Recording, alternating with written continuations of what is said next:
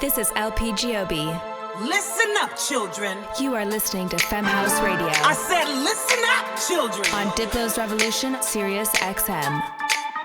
A wonderful night is made as much by the dancers as the music. Guided as much by the spirit of joy in the room as by the hand which reaches for the next record. Each of us has a role in tonight's experience. We all play in the band. This is LP Giobbi, and I founded Femme House, a 501c3 foundation and educational platform that teaches the technical areas of music making for women, non-binary, trans, and other marginalized gender identities.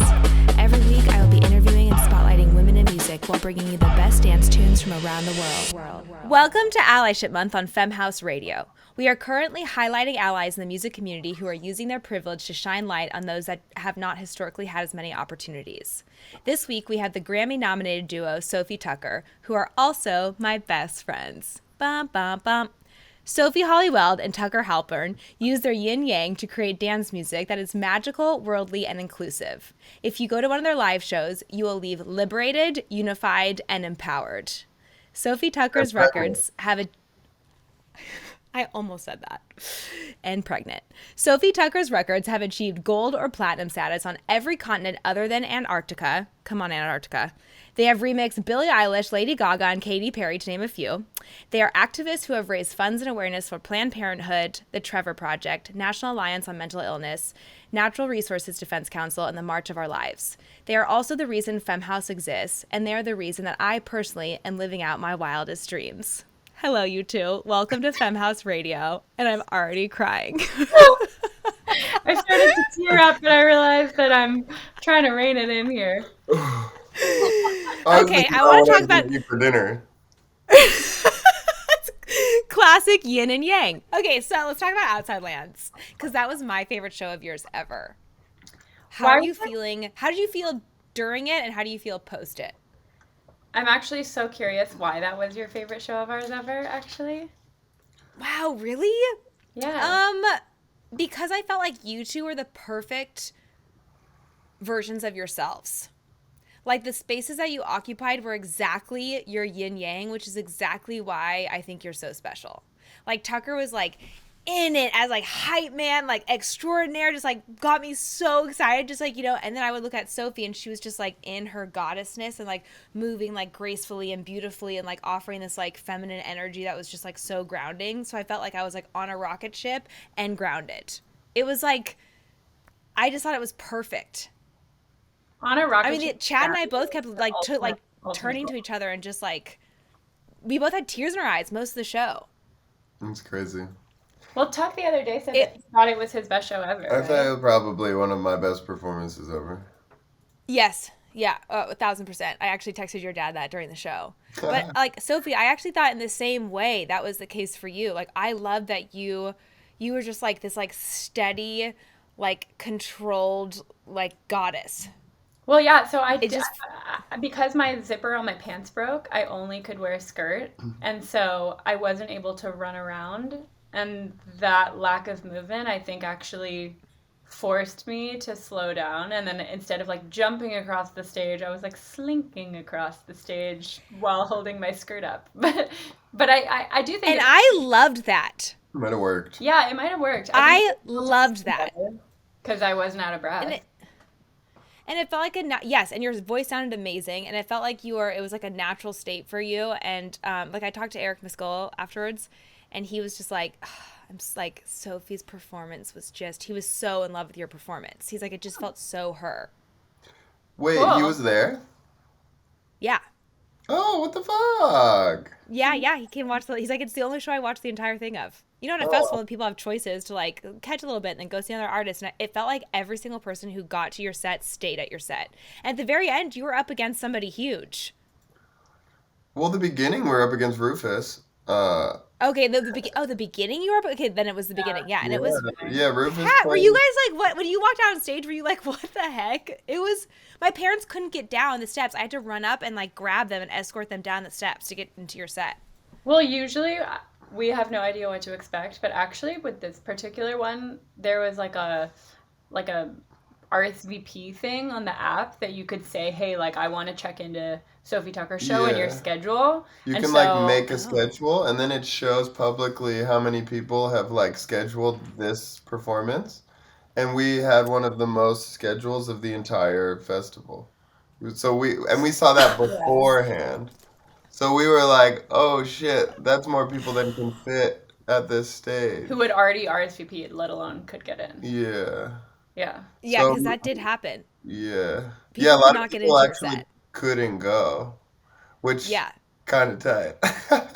I mean, honestly, that's like, you know, the main stage next year, or the next time you play the festival, it feels Yeah, like. Neil- So it was Neil, the our energy, though. Sorry. What's that? Neil, our manager, posted an Instagram and just said, main stage next year, bitches.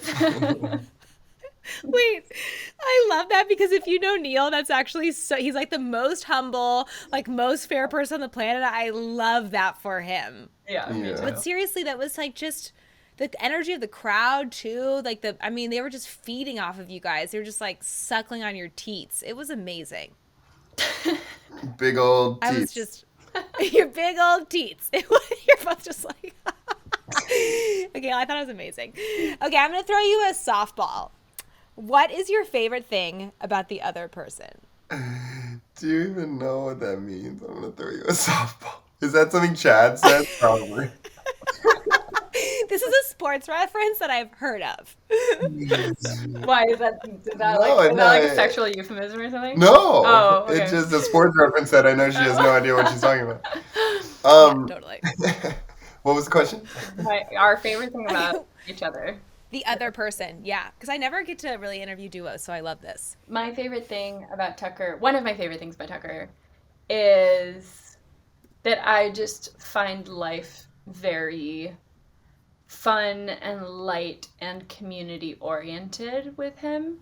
Like, it's just that clubhouse vibes wherever we go that's just like, you know, yeah, invite him to the party and like, yes, this is a party, you know, just in life in general. Same. Retweet. Thank you. And one of my favorite things about Sophie, I love how loyal she is. She definitely loves her peoples and cares about them so much and will be there for them all. That's real. Retweet. That is That's so real. fucking real. That is so real. She is good at friendship. Okay, I want to talk about the first day Tucker coined Femme House. Tuck, do you remember that day? Yeah, but I didn't think we were going to tell people about this. I thought we were. This is allyship at its finest. I thought we were leaving this to you. You left it to me as the greatest gift of all time. Okay, I'll tell the story. I was on tour with them. We were on a tour bus, which meant that we were living together. And I had just gotten off the bus to go on a run, which is like the first time I had been away from them in 24 hours. And Tucker calls me, and I'm like, why is he calling me? Is somebody dead? Like what? And he calls me, he's like, I have an idea. Because I was struggling with trying to find like a genre, like what box am I in? What kind of music do I make? I remember what I said. I just called you and I said, I got it. I just said, I got it. And you're like, what? What do you have? And I was like, I got it. It's Femme House. I was like that's what you do. You care about empowering women. Like that's your genre, Femme House. And it has now turned into a radio show and an educational nonprofit and a community of them. I mean, talk about allyship. That is truly one of the greatest gifts that you've ever given. Well, we were having fun. I remember, I think it was the same like week. And I had this joke where I was like, we don't make songs, we make genres. And I was just like, we had made a couple other genres we like joking around. Pirate rave in the back at like late night. We had played at like 170 BPM. So I was like on this weird kick of like thinking about like genres and like what it means and you know what they do for the world of dance music and all this stuff. And we were trying to think where you fit in because like us, you didn't really fit in anywhere, and which you do, but it just came. I remember. So cool. I love that moment. I always say the greatest gift you ever gave me was belief, and that is saying a lot considering you gave me a stage, a record label to put out my music, one-on-one advice, and direct connection to anyone you ever had a connection with. So, you believed in me so much I truly thought anything was possible. Have you received that same kind of support from someone in your lives? I'm actually going to answer this and say that I've received it from you. And the thing that's so cool about Femme House is that, like, we were on a tour bus together. Oh, she's crying. Don't make me do it. Get me out of here. We were on a tour bus together. At the time, DJing and producing to me wasn't that attractive or interesting, nor did I know anybody who, like, other than, yeah, I didn't really know many women who were doing it. I don't know. It just wasn't something that I even thought about for myself. And obviously, you took it and ran with it. And just watching you night after night DJing and then watching you get better and better at producing just really inspired me. And it was really cool to watch you do your thing. And I was like, whoa, like, I could do that. And it's you know, it's one of those situations where, like, obviously I've seen Tucker do it a billion times, but I didn't have the feeling of, like, oh, I could do that. I was like, he does that. But I think probably just being women in the space and seeing somebody that I look up to and love just, like, rocking this thing that's bringing her so much joy made me feel like I should try that for myself. And so That's why Femme House is so important. yeah, so then I learned to DJ, and LP and Tucker, I mean, both have been teaching me how to make mixes and use Ableton, and it's like this incredible cycle where you've now given me the same belief right back and more. This is Femme House. That is so cool, and exactly why. Why you gotta pitch it down and say it in a man voice? That's the tag. But seriously, that means the world to me, because that is, that's why this exists. Visual representation does change things. So thank you for saying that, Soph. Tuck, do you have somebody in your life? Yeah. I think there have been a couple people. I would say the biggest one is my dad. I think no one's believed in me more, and it hasn't just been about music. It was about basketball before that. And I think when I switched playing from basketball to this crazy dream of wanting to make music, I think that was like a real test of, do you just unconditionally support me and believe in anything that I do, and actually believe I can be great at anything that I put my mind just to? a great basketball player? Or was I just really good at basketball? And Totally. yeah, if it had been a test, he definitely passed. Surpassed. And probably taught you the importance of that, and maybe that's why you're so good at giving that to other people. Yeah, probably. Totally. I think so. I would also just say, on a different scale, the Knox, Ben, B-Rock, and J-Pat, when they heard me and Sophie's music when we were still in college, and they said, you should pursue this. It was a simple bit of belief that they gave to us, and they just kind of liked us and wanted us hanging around the studio, but it was just that amount of belief that they thought, like, we could make this into a career, that I needed from someone other than, someone who loved me unconditionally. So I understand the importance of that so deeply. Totally. yeah. Let's chat about community. Dad tells you things all the time and you don't listen, and then I'll say You're like, because you just love me. Yeah, to have it from somebody in this space, it's life-changing. Okay, so no one builds and fosters community like you two. Hello, freak fam. What I love about you two is you amplify voices that do not just look and sound like yours. How have you created a community that is safe for a number of different types of people? I'm so glad that that's what we're doing, because for a while I think it was something that we talked about and something that we really wanted for people to feel, and I think generally people would go to our shows and feel that energy, but then they wouldn't leave and that community wouldn't kind of like stay intact.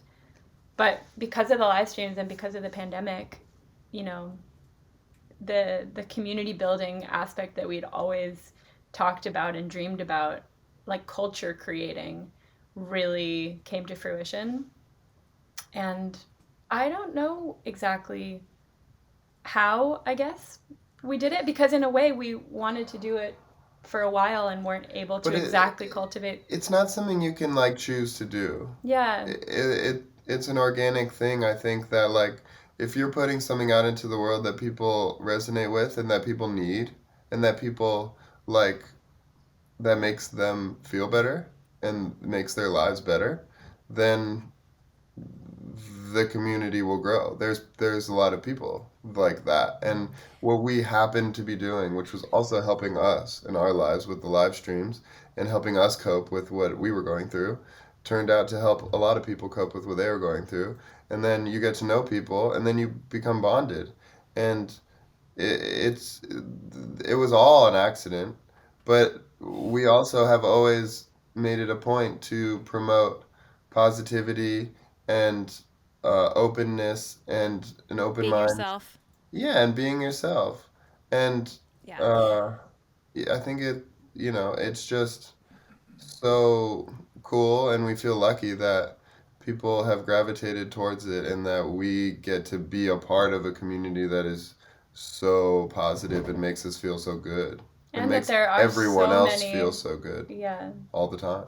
there's so many types of people completely from all over the place. But we all feel like the same. Exactly. That's the beauty of like the culture. Yeah.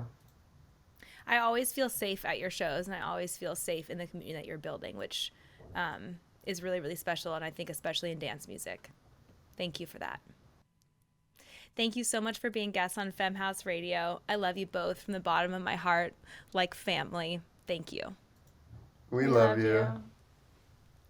This is LP Giobbi. Listen up, children. You are listening to Femme House Radio. I said listen up, children. On Diplo's Revolution, Sirius XM.